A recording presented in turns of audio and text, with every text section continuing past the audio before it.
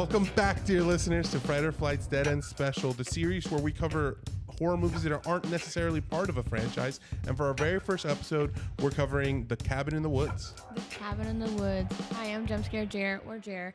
I'm the Fright of the podcast, and I watch scary movies, love them. Here we go. And I'm Frankie, the Flight of the podcast. I used to pee my pants because of Chucky when I was 4 years old. Gross. Is that gross, Jalen? 4 years old? Well, no. According to Adam Sandler and Billy Madison, you ain't cool unless you pee your pants. This movie is great. I love it in every aspect. Every I don't know.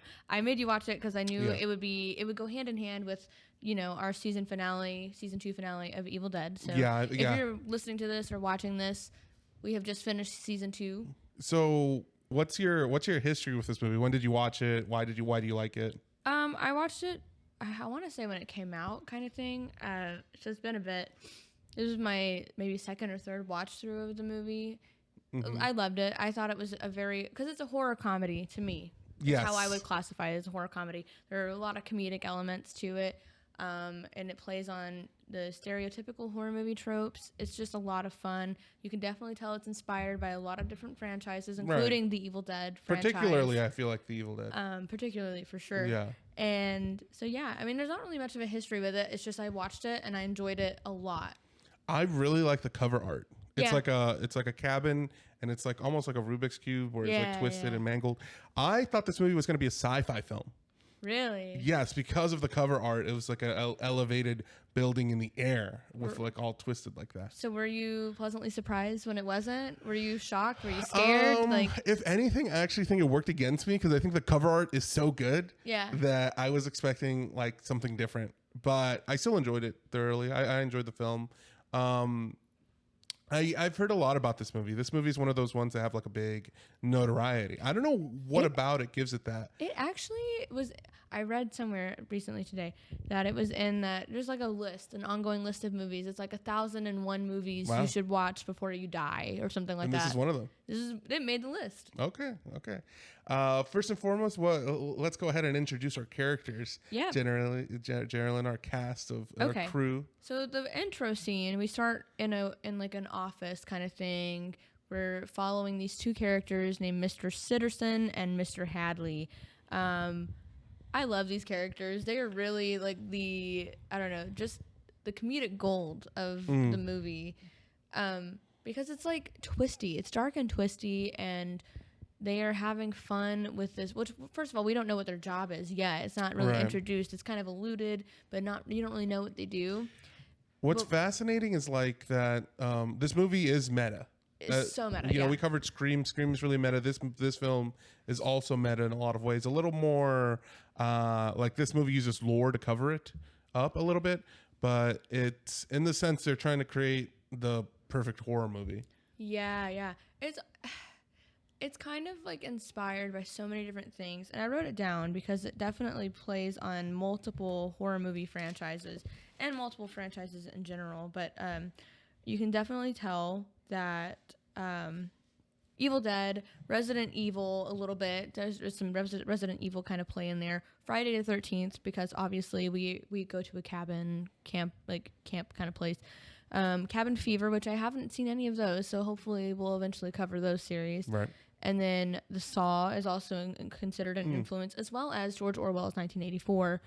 But also The Truman Show, the movie The Truman Show. Oh yeah, I didn't think about that. I've never seen that film either, but I haven't. But I know the premise of it. So it's very much like people are watching you. They have like stakes in your fate. It's really weird, but it's really cool. It's just a really unique concept that I had never seen before in a horror movie, and I just loved it.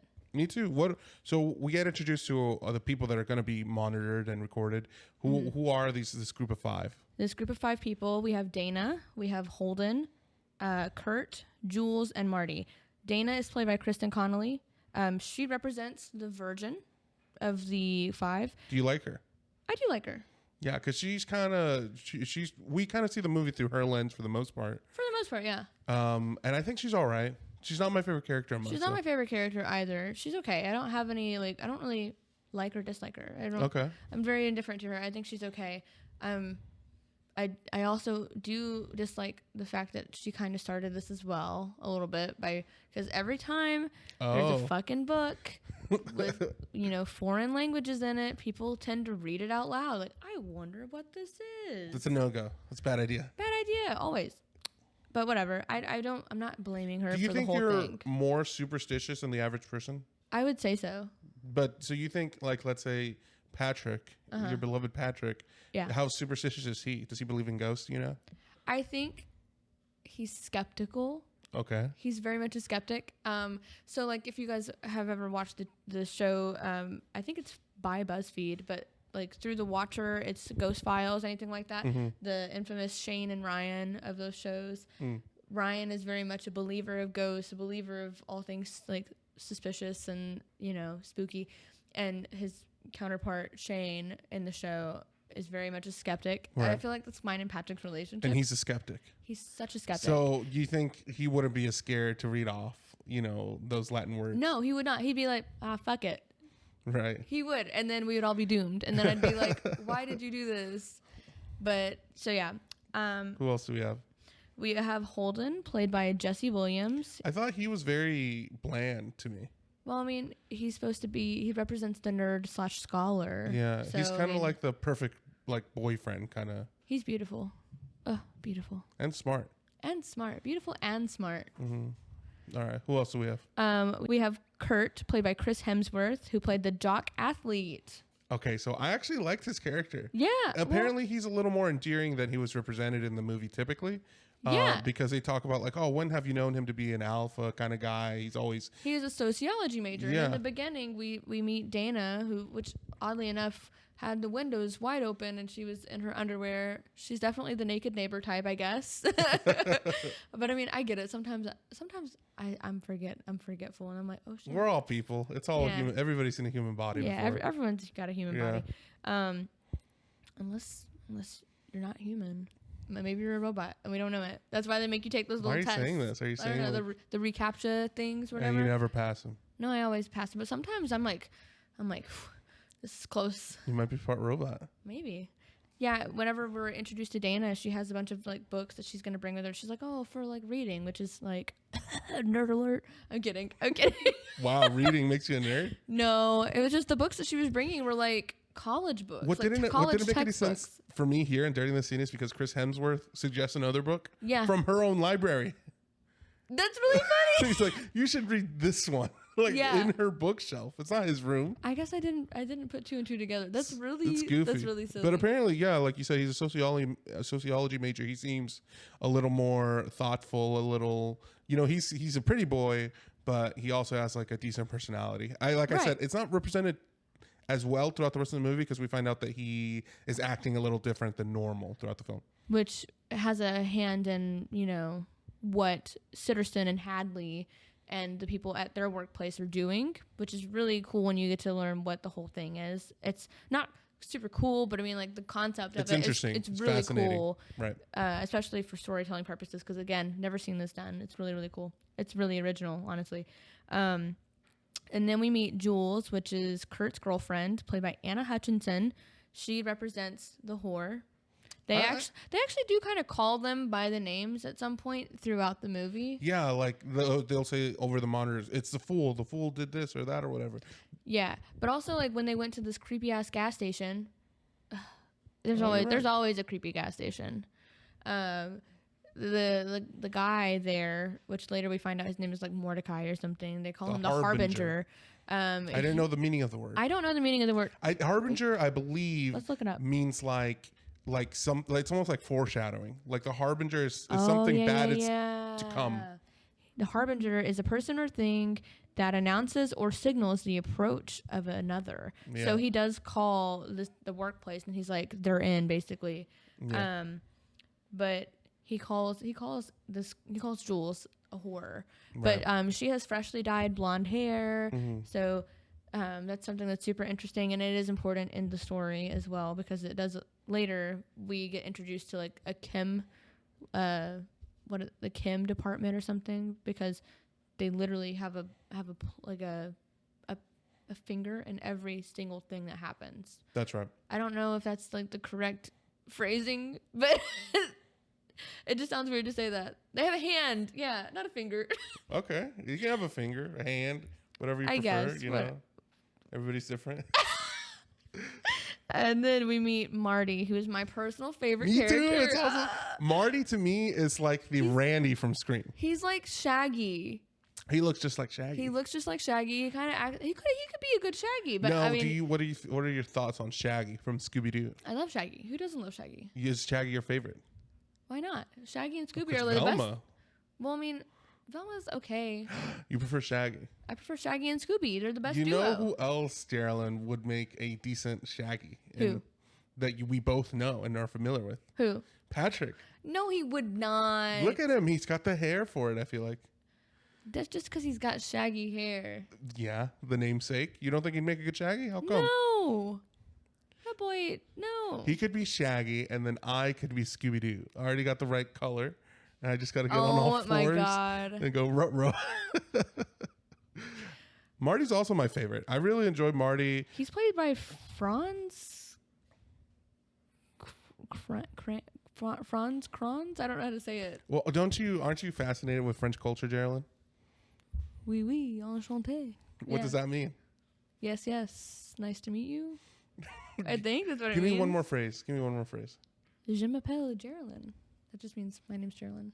Okay, I like it. Comment allez-vous? Means how are you? Wow. Yeah, Okay. better than the Spanish. Native French speaker, huh? No, I really wanted to learn how to speak it, but I'm bad. So I had like a dual enrollment class, and I did not do it at all. For French?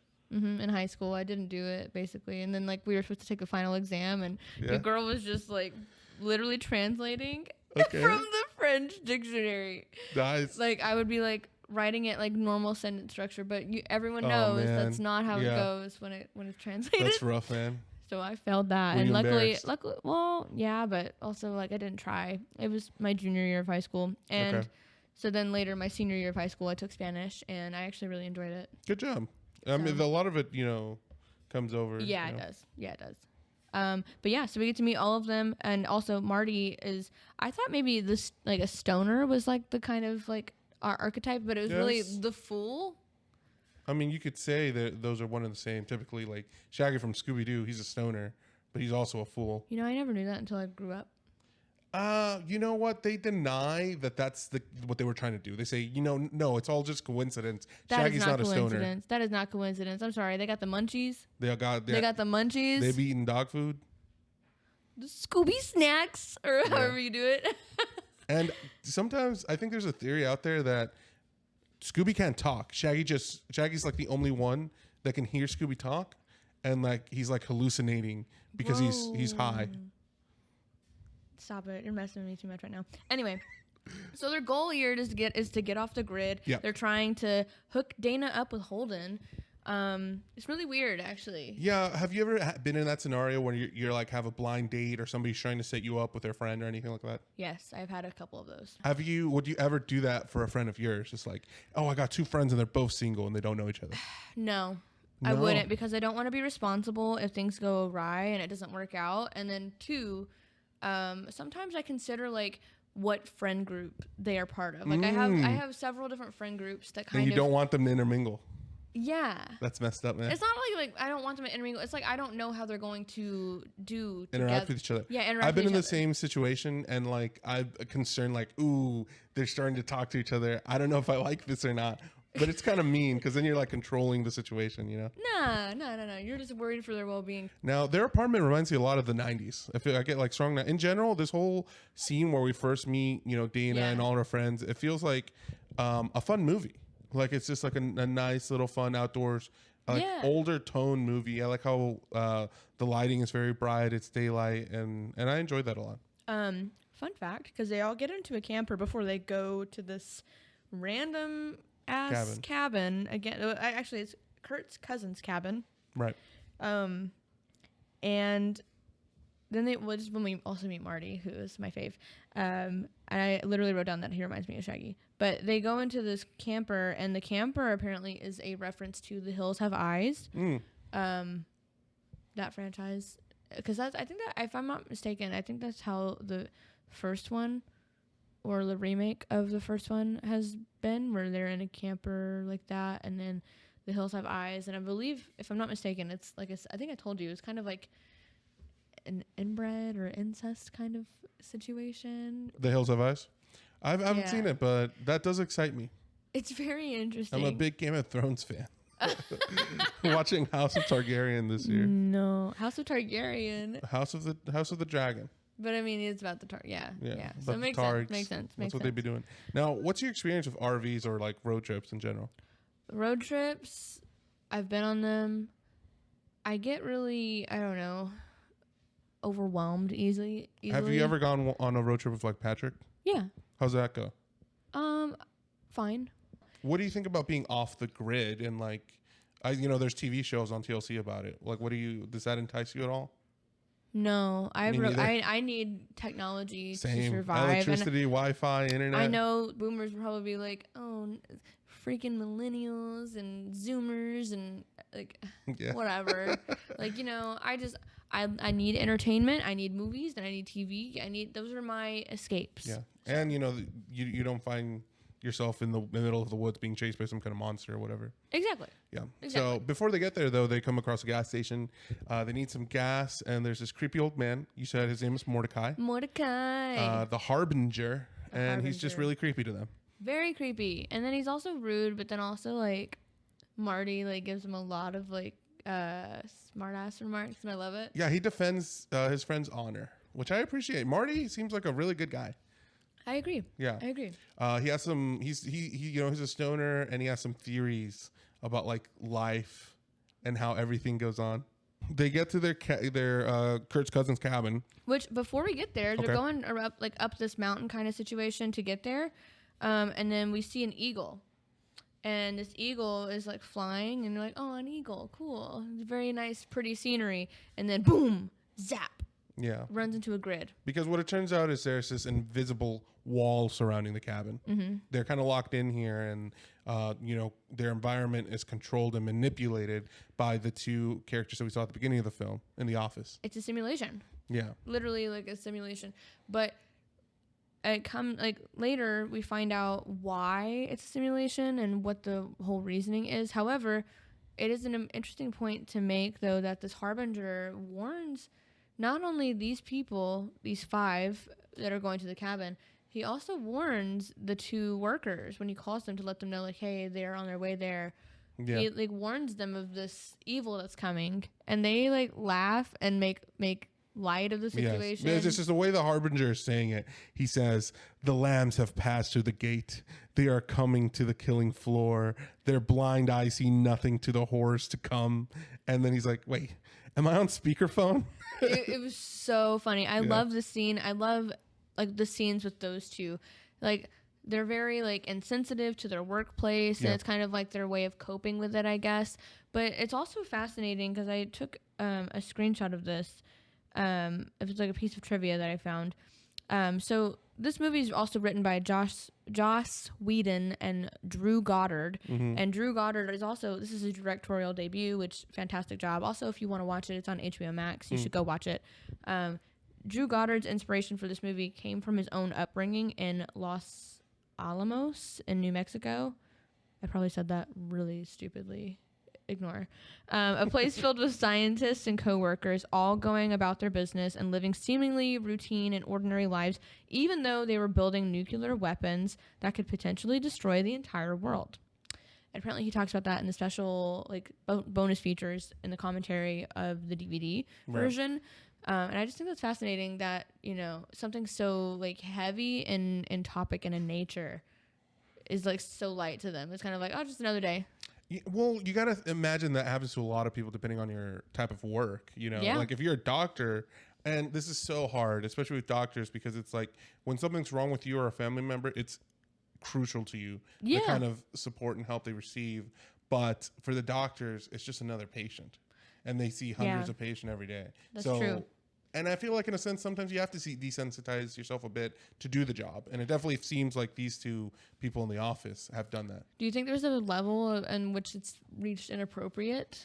Oh, of course. It's definitely, it's very inappropriate. These two are very inappropriate. We get to like the trolley problem in this movie is what it represents, because like you were, foreshadowing to later on in the film, we figure out that they're doing this for a reason, and it's to protect the lives of several people.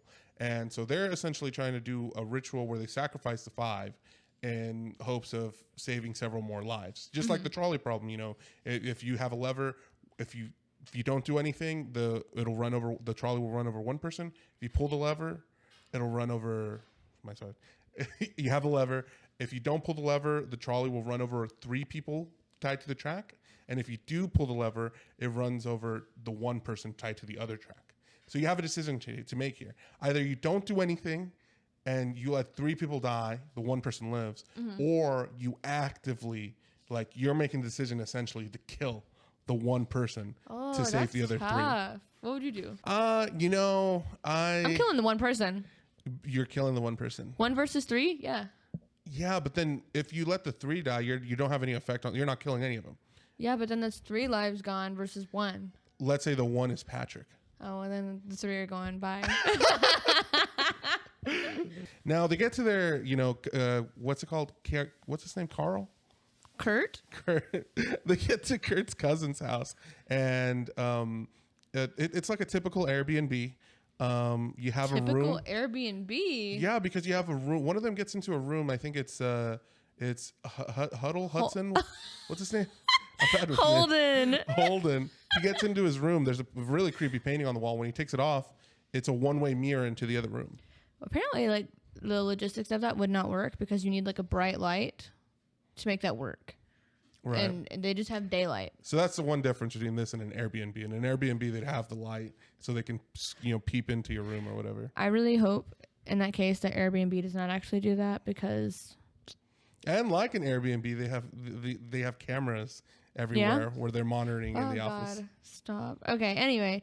So then they go into this creepy ass cabin, and Very Evil Dead. They're like, oh, this is very nice, and they're all having fun, and they go jump in like the creepy lake, and something I wouldn't do. Apparently the reason Marty didn't jump in was because they didn't want it to ruin his like the fool, like the stoner kind of persona that he was already like living out, because he was also like ripped, like both the actor. Yeah, both Jesse Williams and Chris Hemsworth. They didn't want it to like take away from his character. And I was like, that's kind of that makes sense. I mean, it's 2023. I feel like nerds can be ripped now, but like stoners can also be ripped now. Yeah, stoners can be ripped, yeah. Like literally whatever, but there's a lot of ripped line cooks out there, Yeah, that's true. They're all stoners. That's true. They go on to play Truth or Dare, Geraldine. Yeah. Have you ever played Truth or Dare? I've played Truth or Dare many a times in my life. Now, are you like the wussy that always says truth, or are you adventurous to go for the dare? In my adulthood, I'm more of a truther. But in my younger, youthful days, I was more of a dare kind of person. Can you tell me one of the dares that you've been asked to do? Just one of them, Geraldine. People would dare me a lot to snort random powdered things. Not cocaine. I've never done cocaine, friends. I've never done that. But like like Gatorade powder, ramen noodle seasoning. How old are you guys? Like 9 years old? Or I was really young. So wow. Yeah, I was that age up until like probably like 13 doing that. How would you take this dare? Would you be like, oh yeah, I'm gonna do that easy peasy? I was like, that ain't nothing. And then you snorted. I would do it, and then I would be in pain. Do you remember any of it? Like doing I remember smelling beef seasoning for a while, like the ramen noodle seasoning. Okay, I know what I'm gonna dare you next time. No, you're not, because I'm a truther now. Okay. I would rather tell the truth. And here I am doing that for you guys. I don't think I've ever played Truth or Dare. I've seen it in the movies, and I know there's Truth or Dare, and there's also like Spin the Bottle is one you see out there. There's also like 7 Minutes in Heaven. Okay. If we're gonna go down this route, what do you do in 7 minutes in heaven? You're supposed to like make out, I think. For 7 minutes? For 7 whole minutes. In a closet? That's a long time to make out. I'm claustrophobic. Like, get me out of there. I've never done that, thankfully. But I think it's just in the movies, yeah. I've never played Spin the Bottle either. I haven't either. Yeah. I'm like, what's the point? That's weird. And also I feel like it's hard to spin it. Also, it would be rigged every time, would it not be? Would it? Wouldn't it land on the same person every time, basically? If, like, you're don't the know. one spinning it, and And it's who- facing you, and then it would probably land And in on the same... 2023, we don't really have bottles like that anymore. It's all like, it'd have to be like spin the energy drink or something. So they're playing, like, Truth or Dare, and then Dana has the same reputation that I probably have now, where I'm no fun. And they were like, we're going to go ahead and say truth for you because we know that's what you're going to do. And she's like, you know what? Fine. F you. Dare. And then as soon as she says that, boom, cellar door opens. Cellar door opens and Curtis like must have been the wind. And then Marty's like, yeah, whatever sense that makes. Because obviously Yeah. the wind wouldn't do that. Marty's the only one who makes any damn sense in Yeah, this movie. Marty is definitely the, kind of the audience in this. But also, like, he's immune to everything that they're putting out there because not only do they have a hand in it, but they have, like, a chem department and behind the scenes with Right. this. And they were like, oh, we're going to mess with, what's her name? Jules. Hair dye. We're going to mess with her cognition because of the chemicals in the bleach. Right. Because of the hair dye. So that's what's going to make her the dumb blonde later in the movie. And it's like, that's so weird. But he's been immune to everything because he's stoned out of his mind. Yeah. But he's like, he's got that third eye open. He knows. He knows what's going on. Does that remind you of anybody in your life? Like, you don't have to mention who, but like I work at a restaurant and there's several people that remind me of Marty in the stoner sense. And I remember having worked with people like in their 40s or 50s, and they're always like conspiracy theorist kind of person. Yes, that does remind me of people in my life. But you don't criticize the conspiracies Sometimes I do because I'm like, that literally is stupid. like the flat earthers. Yes. Or are you a believer? Listen. How are you going to believe the earth is flat? I just don't understand. We literally have a globe. Yeah, but what if it's flat? What sense does that make? What sense does any of it make, Geraldine? Up Are is you down, are left you is a right. flat earther? I'm not, Geraldine, but I'm open ears. I'm open minded.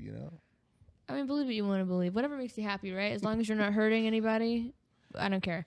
But there are some conspiracies that I'm like, literally listen to yourself. So they go down to the cellar and they find all sorts of creepy items, mysterious things, including this book that she ends up reading the Latin from. I actually wrote down the Latin, so Are you gonna say it? I'm gonna say it today. We're gonna say. You were just complaining. Okay, It's not gonna actually do anything. That's what they say. That's what Dana said. All right, go ahead. Well, okay, I'll just read the translation of what it means. It means pain outlives the flesh, pain raises the flesh, pain ignites the spirit. Ooh. Spooky. But yeah, so they're like, oh yeah, I wonder what this Latin means. And then they just read it. And then, of course, as soon as they read it, Evil Dead. literally Evil Dead. Yeah. One of the ghosts, the ghost of Anna Patience Buckner, because this is like the Buckner family, which is really funny because if we go back to The Office, they're all betting on what this, like, they choose what happens to them, essentially. And they have, like, all of these gadgets and shit In the cellar. and they choose what happens to them. Obviously, they chose the zombie redneck family. Yeah, exactly. But any of these items downstairs could have incited all sorts of different, magical creatures or whatever. There was this weird ball Rubik's Cube type thing that was kind of a reference to Hellraiser. The box. Yeah. I wrote down some of the things that were like the choices on the betting board because like the facility, if you go back to The Office, they're all betting on what they choose for themselves as their fate, which is really so insensitive, but it's hilarious to me. But it's werewolf, alien beast, mutants, wraiths, zombies, reptilius, clowns, witches, sexy witches, demons, hell lord, angry molesting tree, reference to Evil Dead. Yeah. Let's see, giant snake, deadites, mummy, the bride, the scarecrow folk, snowman, dragon bat, vampires, dismemberment, goblins, sugar plum fairy, merman, the reanimated, unicorn, huron, sasquatch, wendigo, yeti, dolls, zombie redneck torture family, which is what we got. Yep. The doctors, jack-o'-lantern, giant, twins, and Kevin. I wonder what Kevin was.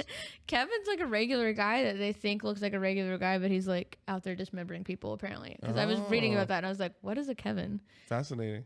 Now I know. Don't mess with Kevin. Yeah, but they incite those things, and we start seeing the redneck zombies come up from behind them.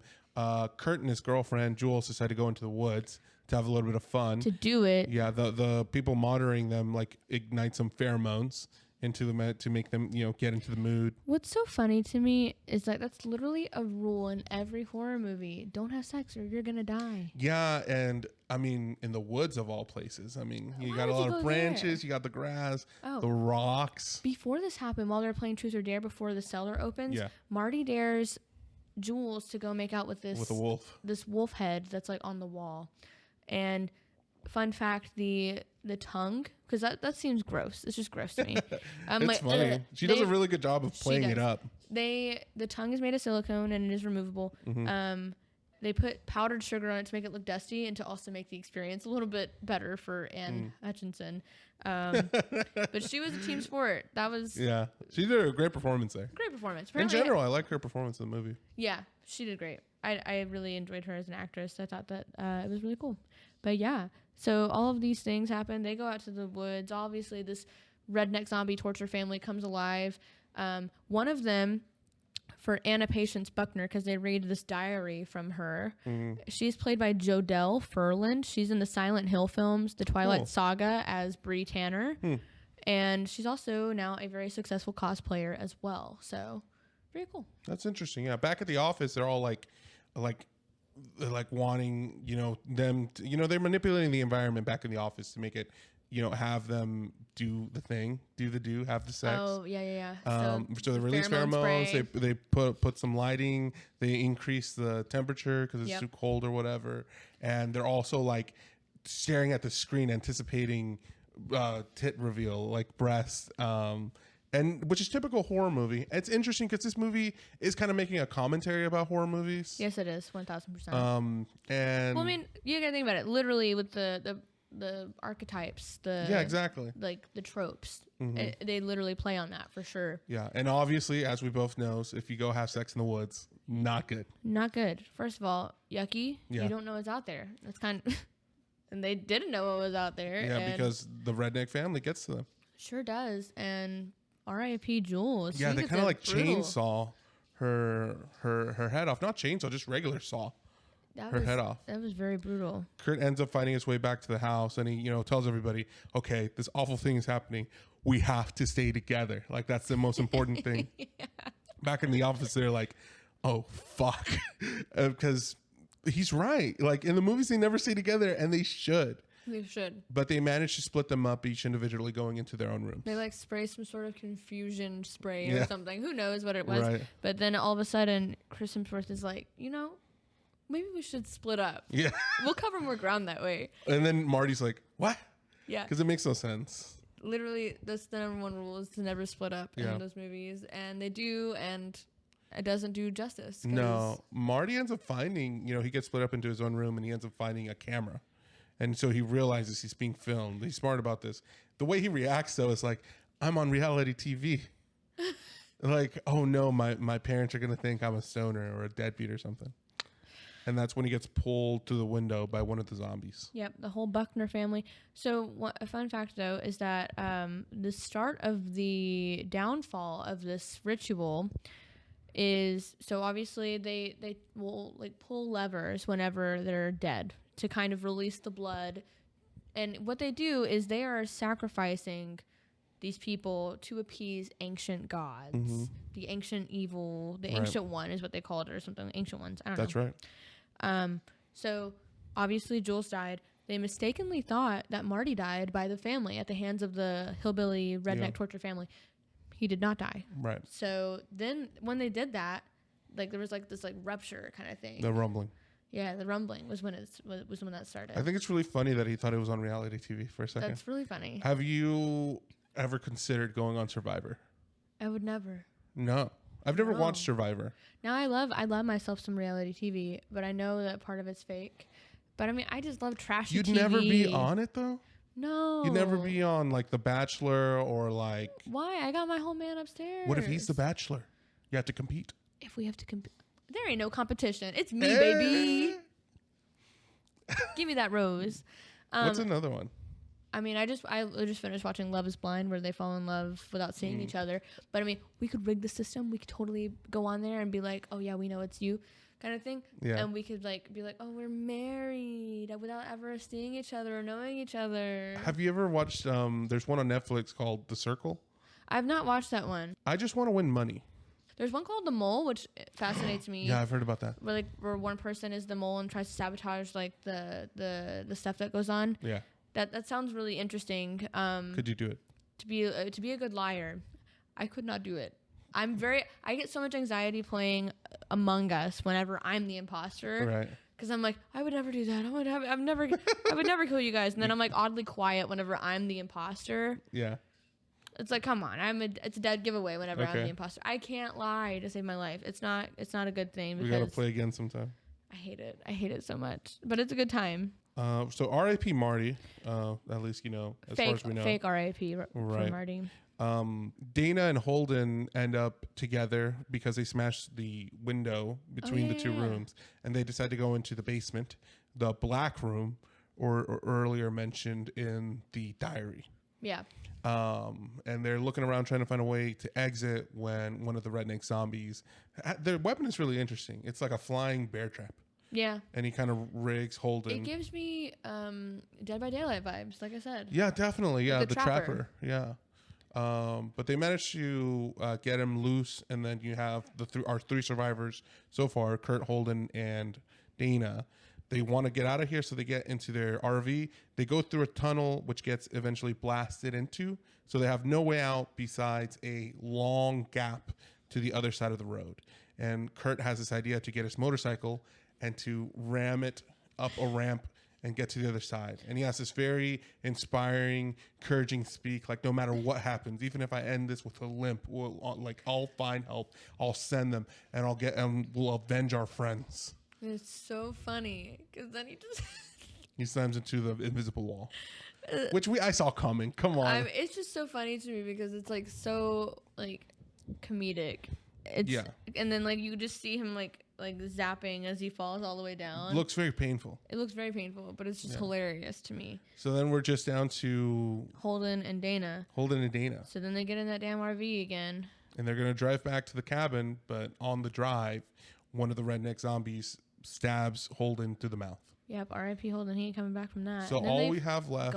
If they fall into like water, like a body of water. Yeah. Ugh. I can't swim. I can swim, but I can't tread water. See, that just sounds like you can't swim, Geraldine. No, because like treading water is like relaxing. Like you're relaxing, like your head, like you're just relaxing in the water. I can't do that. But what happens? I just swim around. So what happens if you stop? Then I can't stop. It sounds like you can't swim. No, I just don't know how to successfully do it. If I'm like sitting there, I can like do it, but like it's a panic kind of tread. I'm like trying to make sure I don't drown, I guess. I feel like if you're drowning, you don't know how to swim. No, I'm not drowning. I've never drowned. I'm here. I've never had a lifeguard come get me. So at this point, back in the office, they're celebrating because it doesn't matter whether or not Dana dies or not, because they just have to kill everybody else. Yep, they said the virgin killing was optional as long as she's the last one. But little did they know, the fool is still alive. Marty's still alive, and I'm excited. That made me so happy because I like Marty. Also, early in the movie, we meet Daniel Truman, who was one of the characters. He's like more of like the military kind of guy. He's played by Brian White. That is also a reference to the Truman Show, which has, control room, observed life, trapped characters kind of situation, which is starring Jim Carrey, of course. And then we also meet Lynn, who's part of the Kim department, who's played by Amy Acker. Right. There's a couple of like crossovers that I should mention, which is kind of cool. All right. So Joss Whedon and Chris Hemsworth collabed later on for the Avengers. That's one. Jesse Williams, who plays Holden, and Amy Acker, who plays Lynn. They were both in Grey's Anatomy together. And Amy Acker and Fran Kranz, I guess is his name. Franz Kranz. I don't know how to say your name, dude.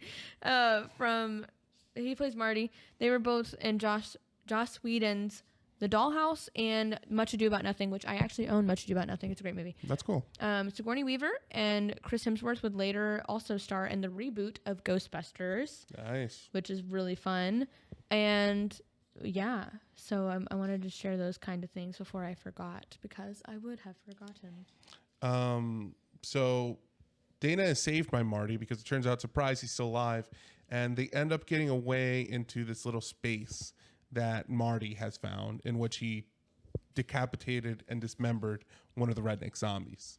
And he's telling Dana, like, hey, I found this elevator, that these zombies were sent up here by somebody. And there's no other place for us to go besides down this elevator. They go down the elevator with the zombie arm, and the people back at the office are freaking out because they're like, oh no, we missed one. Shit's gone awry. And they get a call from the director from this red phone. Yeah. And I mean, we don't get to hear the like the other end. Right. We only hear the receiving end, not the other end. Yeah. And they're not happy. They're not happy, no. So they're freaking out. So they're sending two squadrons of men just to take him out. But on this journey down the elevator, Dana and Marty realize that this is all like part of an elaborate scheme. They figure out, oh, we ended up being the ones that chose the redneck zombies. All those things downstairs were incitements for all these awful horrors, and we ended up choosing the redneck one. Isn't that crazy? It's kind of cool. Creepy. It's kind of cool seeing all the different rooms, like the Wraiths and the Hellraiser type one. There were like over 60 different monsters, by the way, which is really, really cool. Mm-hmm. Another really fun fact is that Joss Whedon and Drew Goddard wrote this movie in 3 days. I feel like, I'm a musician. A lot of the best songs are written in the shortest amount of time. It's just when it comes out of you. Really? Oh, yeah. Definitely. If you spend too long on a song, you get tired of it. Yeah. And nothing, it's hard to stay inspired. Interesting. Yeah. So, also, not to mention that we get to meet the director later, and the director is played none other than Sigourney Weaver. However, Drew Goddard really wanted Bruce Campbell to play the director. Oh, that'd be so cool. Wouldn't it happen? Oh, man. I've never seen Sigourney Weaver in anything besides Avatar. Oh, okay. I love Sigourney Weaver. So I'm not very familiar. She's in Ghostbusters. But we just watched the Evil Dead movies, and it would have been so cool if it was Bruce Campbell. I wonder what happened. Apparently he was unavailable, but Sigourney Weaver was the second choice. But then also Jamie Lee Curtis was also possibly up for the role. Okay. Don't know what happened there, because any of them would have been fantastic. Obviously, we got Sigourney Weaver. Not complaining about it, because I thought she did great. Mm-hmm. It's just really fun. Ash. But to see Ash That'd as the be so director cool. in his suave suits. So yeah, that's some of the stuff that happened, but we don't get to meet her yet because they go they have like this big, like you said, the squadron kind of thing where they're like trying to find them, kill them, but Dana and Marty end up going into almost looks like a receptionist kind of desk. Yeah. They go in there and it's release like a hell. System purge or something is what it is. Yeah. Literally release every single monster that they have, which that's literally my nightmare. Oh, yeah? That shit happens in my nightmares. That's awful, Geraldine. You need to see a psychiatrist. No. Or stop watching these movies. No, I love these movies. They're fun. That's probably why they're in there. But yeah, it's like a giant snake, the Wraith, zombies, gargoyles. Everything you can think of is starting to tear up. Not just the squadrons, but they're starting to go into the office and getting all the workers, every department, they're getting them. They mentioned a merman earlier in the movie. And yes. One of the guys goes out by a merman, and I thought that was hilarious. Yeah, the whole film, he's like, man, I've always wanted to see a merman. And then that's how he ends up dying at the hands of a merman. He was less than pretty. I thought he was kind of cute, though. I'm not going to lie. He was a kind of cute little creature. I'm not surprised, Geraldine. You like the ugliest things. What's that saying? You think the baby Grinch is cute. The baby Grinch is cute. God almighty, help The you. baby Grinch is cute. So are the Shrek babies. I've only seen the first Shrek movie. You're missing out because Shrek the Third, that's where the babies come, I think. I bet they're ugly as hell. They are adorable, actually. So due to a lower budget, the control room scenes had to be manually synchronized on the monitors. Isn't that crazy? What do you mean? Like they didn't use a green screen and like they had to manually sync up those scenes. That's cool. Right? Yeah. It's crazy. And then they mentioned some of the rituals that they showed on camera throughout the movie. Some of the failed rituals, they called it. There's one in, I guess, I don't know how to say it, so don't judge me if I say it incorrectly. I'm judging you right now. Kyoto in Japan, I guess. Yes, that was The Ring. Phoebe Bridgers has that song, Day Off in Kyoto. I don't listen to Phoebe Bridgers, so... Buenos Aires, King Kong. Stockholm is John Carpenter's The Thing, and Madrid is Dracula. So That's those cool. are some other like failed rituals. And they mentioned something like, oh, back in 98, and like, oh, nothing has happened like that since 98. And the biggest horror movie in 1998 was Halloween H2O, which was 20 years later, with the final girl killing the killer kind of thing. Okay. So that's kind of something that they're like, no, like that nothing's happened like that since that time. So I thought that was really fun. It's a fun little mention. This movie's chalked up with references. Oh yeah, I mean, how can tributes. you? How could it not be? You know, like we're literally in a cabin in the woods and whatever else. Like, yeah. So Marty and Dana end up finding their way into the office. Both of the gentlemen that were manipulating the situation perish, along with the two other side characters, the military officer and the chem department lady, Lynn. so crazy. Yeah, they all end up meeting their comeuppets, and Dana and Marty end up finding their way meeting the director, who is kind of trying to explain the situation, that if this doesn't happen, Marty, you need to sacrifice yourself. He's like, what difference does it make? And then Dana is, being manipulated by her and starting to think, oh, maybe I should kill him.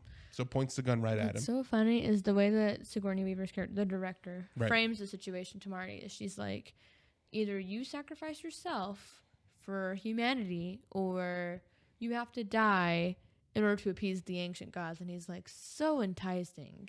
Yeah. Because I'm like, either way, basically, they make it seem like he has to die. He has to die, yeah. Can you imagine yourself in the scenario? No, I could not. Obviously, you'd have to perish one way or another. And they end up perishing either way. I mean, I kind of admire his decision. Resilience? Yeah, because, I mean, he's like, I don't want to die, basically. Nobody wants to die. Nobody wants to die. I mean, unless you do, but I mean, I feel like the general sense is nobody in that situation would want to have to be like, I have to die either way. One to either save humanity or one to save I'd do it. the gods. Which one? I'd sacrifice myself. Nah, fuck the people. Well, what about what about your family? You could sacrifice yourself, save your We all family. be dying together then. Fair enough. There would be no decision there, because then we'd all die together and we'd all meet each other again in the afterlife. Okay. Because I believe in ghosts and souls and shit. So what ends up happening is a werewolf ends up being behind Dana and kind of, chomps at her. Mm-hmm. Then Marty gets into a physical altercation with the director, which goes his way. Yeah. Throws her off along with one of the zombie kids without the arm. Yeah. Anna Patience Buckner. She shows up with like an axe. Right. Wild. And stabs the director in the back, and then he just pushes them both off. And then they kind of have a moment. Dana and Marty, they're like, hey, sorry for trying to shoot you, and sorry for letting that werewolf, could take your neck off or whatever. And then the final scene of the movie is what they've been predicting the whole time is, the ancient one ends up like with their giant arm raising through the ground, through the earth, out to the surface, breaking through the cabin. I literally hate that scene so fucking much. Why? Because number one, it's like, apparently it's the Greek god Kronos. That's who it is, by the way. But I'm afraid of oversized things, and it's like a big Titan god, and it just freaks me out to think. Wow, that's interesting. You're scared of large things. Very large So if one things, day I brought a comically large pencil, you'd be freaking out. No, I think it's different when it comes to that kind of stuff. Things that like overwhelm me, for example, I haven't seen the Athena statue since I was a child. I saw her one time before she was painted. Wow, so you went over there to Greece? No, the one in our hometown, in our like local place. Hometown, not really hometown, but it's a little further than our hometown. Anyway, we have one nearby, and she's cool, very cool. And before she was painted, though, I got to see her. I didn't see her when she was painted. I guess as a kid, I never thought about it, but as an adult, the idea that I'm so small and she's so big freaks me out. She's not alive or anything. But what if she comes alive? What about an elephant? Does that scare you? A little bit. It's a little bit too big for my liking. So zoo is like your haunted house. No, I like the zoo. I like animals. Giraffes? Giraffes are cool. You'd pet a giraffe. Yeah. Stand right next to it. Yeah. What about a horse? It's different. Horses are fine. It's mainly like, for example, I don't mannequins freak me out. Not dolls, but mannequins, doll-like structures like that. You weren't scared when you were in New York and all the tall skyscrapers? No, that's fine. don't get It's it. like, I guess if it's very like human looking, or like, for example, at haunted houses, they have things that come out of the wall that literally look like their hands, and they're like, Right. it looks like it's gonna grab you. Fucking want to die right when that happens. Like, literally can feel Okay. myself going weak at the knees, and I'm like, Wow. I just want to collapse. Like, literally just faint. So, like, you know how King Kong carries that lady around? I would Worst die. nightmare? That's a nightmare for me. That literally. is so specific. I know, it's just really oversized, like things that I guess are personified. Yeah. Or could be personified. Like, there are animatronics at haunted houses that are like really tall, like statues that hold up a wall kind of thing. No. No.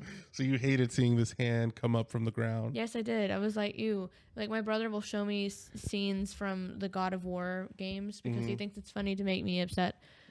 And he thinks it's funny that I'm afraid of these things. Yeah. And like the big titans that people have to like kill, I'm like, eee! Like, and so funny. One of my favorite like creators online is called his name is Lights Are Off. That's what his handle is.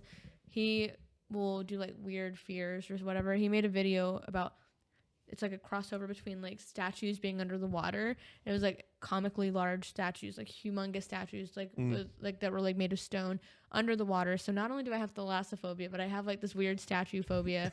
So I was like, ew. So if you ever, start in a film, you wouldn't enjoy receiving an Oscar because that's a little statue guy.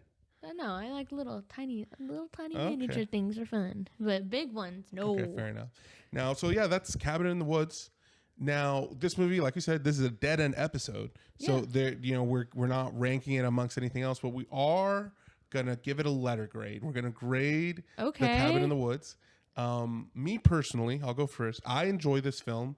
I thought it was really interesting. I like how meta it is. I like of the characters. I feel like this was one of the movies that we actually got to know personalities for all the characters. Yeah. I feel like Evil Dead, we didn't get a lot of that. No, we didn't. Like sometimes a little bit, but mostly Ash. All the other characters are just fodder. But in this one, all of them had, personalities. And I really like that. They were actually human. Wow. Yeah. So I really enjoyed the film. My one gripe is that I think the cover art is cooler than the movie.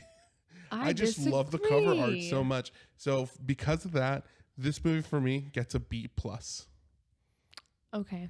All right. To go off what you said, I have no complaints with the movie. I mean, obviously, same complaint with like Evil Dead. People reading shit they shouldn't read out loud.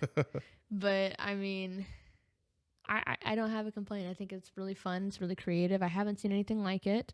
It's literally combining so many different elements to like some of the classic horror movies that I love. So I think it's really just a fun like take on that, like people controlling the situation, the simulation kind of thing. That kind of stuff already freaks me out, and like the meta type things where it's like, oh my god, we're living in a simulation.